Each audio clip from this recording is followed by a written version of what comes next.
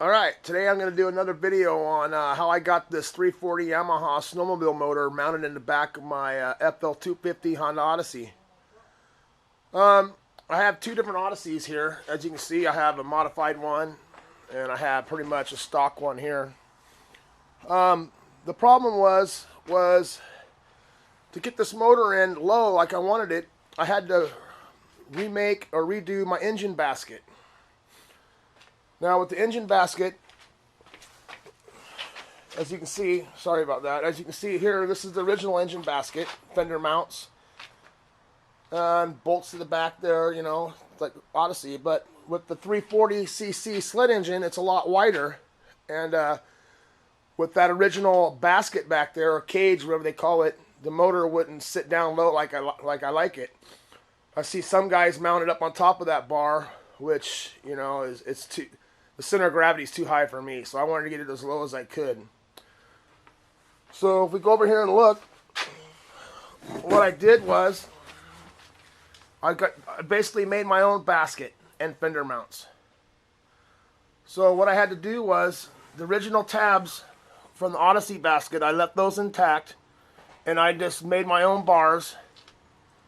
Made my own bars coming around here, and then bent my own. Made it come out wider, and went to the hoop bar on the other side. Let's see if I can get a better picture over here on this side. See, I bent that bar out, went down the fender line so I could mount my fenders, then I ran it out to the hoop bar. Now on the hoop bar, the Odyssey, I don't know how good you guys can see that, but the Odyssey one comes straight down there. See, that's the original Odyssey bar coming down. My muffler needed to come out there, so I had to change that. So I added a hoop up here on the side, and this made it bow. I made it bow out, if you will. Let's see if I can get a picture over here. See how it bows out and goes back down the frame? That left my shoulder room and cockpit much wider. Plus, if I had to, this bar here where it bends out,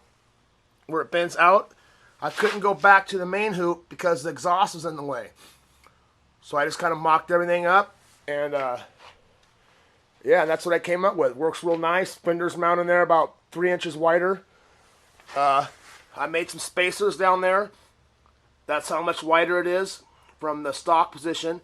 The fender normally would right up against where those spacers are.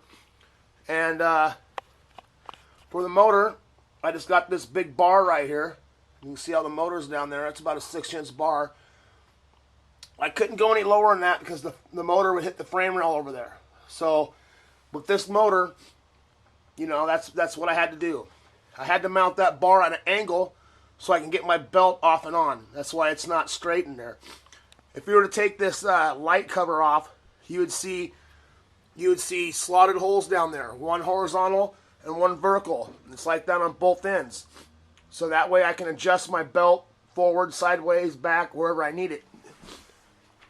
So yeah, that's what I did. And works real great. Let my motor drop down low. I'm not sitting here way up on top. And it took me about a day to figure all that out. So that's what I did. Check back. I'll have some more tips soon.